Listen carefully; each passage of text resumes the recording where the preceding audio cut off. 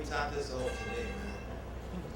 We are honored to have with us today Martin Luther King III, founder of Realizing the Dream, who will offer us some closing words. Mr. King, sir?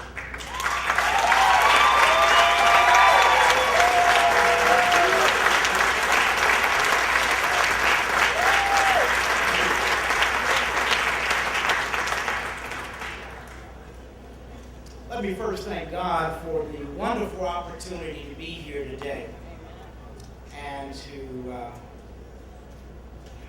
say to Dorothy Stoneman, this vision that you had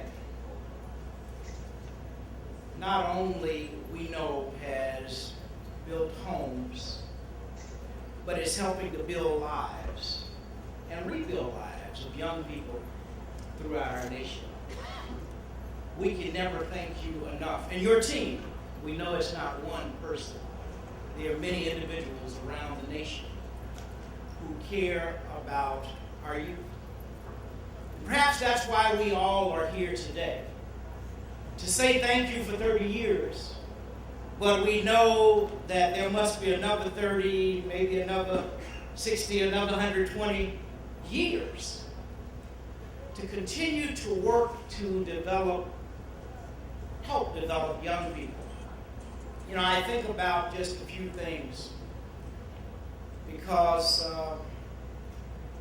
this is a very difficult time for us as a nation.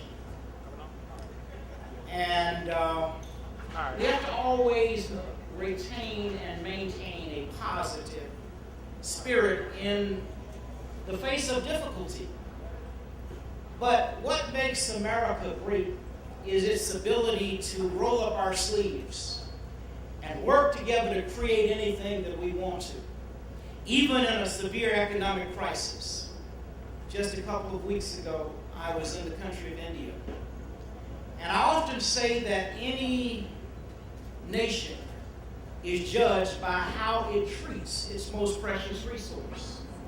Our most precious resource, India's most precious resource, Japan's most precious resource, all of the countries on the African continent's most precious resource is, in fact, it's young people.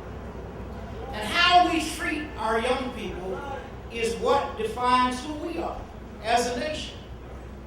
And so, you know, many of us who are older, we don't have a choice. We've got to continue to try to give. And, you know, my dad used to say, he who is greatest among you shall be your servant. Say, you don't have to have a PhD to serve.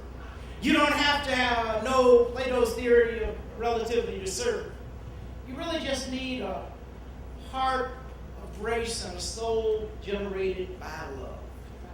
Now, quite frankly, that's what Dorothy Stoneman and her team all over the nation does. Just impart a little love, and it changes each of our lives. Because all we need sometimes is for somebody to say, hey, it's going to be all right. We need you. We want you. We love you. That's all it is, just a little bit that we all can do. My dad captured it this way. Now, in life, we've got to find out what it is that is our calling. And when we found out that calling, he said, we may end up being a street sweeper. He used to say that even if one becomes a street sweeper, you must go out and sweep streets so well.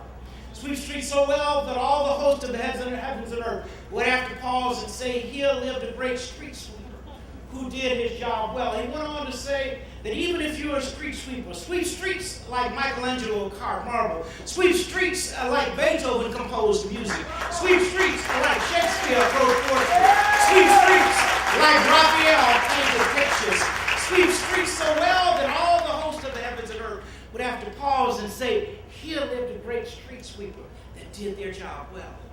Quite frankly, that is what all of our challenges are, just to do our jobs well. Finally, Douglas Malloch captured it another way by saying that if you cannot be a pine on the top of the hill, just be a shrub in the valley, but be the best little shrub on the side of the road. Be a bush if you cannot be a tree. If you cannot be a highway, just be a trail. If you cannot be the sun, just be a star. For it isn't by size that that you win or you fail. You've just got to be the best of what you are. And that's what Youthbuild does.